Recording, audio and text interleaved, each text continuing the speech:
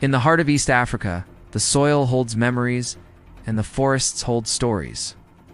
And when trees fall, something much larger disappears with them.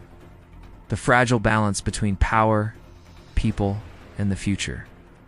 This is the story of how one woman turned simple seeds into an act of resistance. This is the story of Wangari Maathai.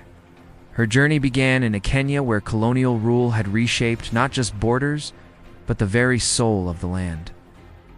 After independence, these structures of power remained, concentrating wealth and control in the hands of a few.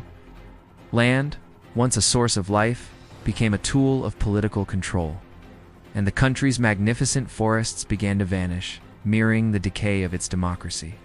But education can be a quiet revolution. For Wangari Maathai, studying biology in America and Germany wasn't just about science.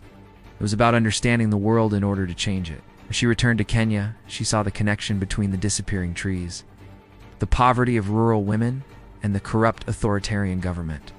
Her response was radical, yet beautifully simple. She founded the Green Belt movement. Planting a tree may seem like a small gesture, but in a nation ruled by fear, it became a deeply subversive political act. Wangari empowered thousands of women to reforest their communities, giving them not just firewood and clean water, but economic independence and a voice. They were planting more than trees. They were planting the seeds of democracy. This did not go unnoticed. The government saw this growing collective consciousness as a threat.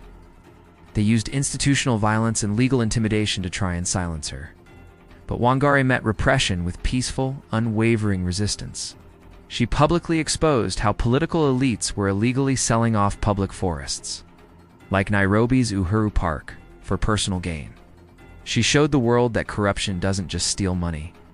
It steals the air we breathe and the land that sustains us. Her struggle for the environment was a struggle for human rights, echoing the fight for freedom across the continent. Like Nelson Mandela in South Africa, Wangari Maathai understood that true liberation is tied to the dignity of the people and the health of the land. Some march for freedom, others plant.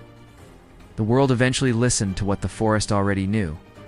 In 2004, Wangari Maathai was awarded the Nobel Peace Prize, cementing the link between environmental protection, democracy, and peace.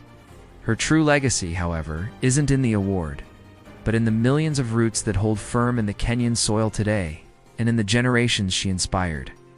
The story of Wangari Maathai reminds us that in a world facing crises, every seed planted is an act of hope, courage, and powerful transformation. Like, share, and subscribe to the channel.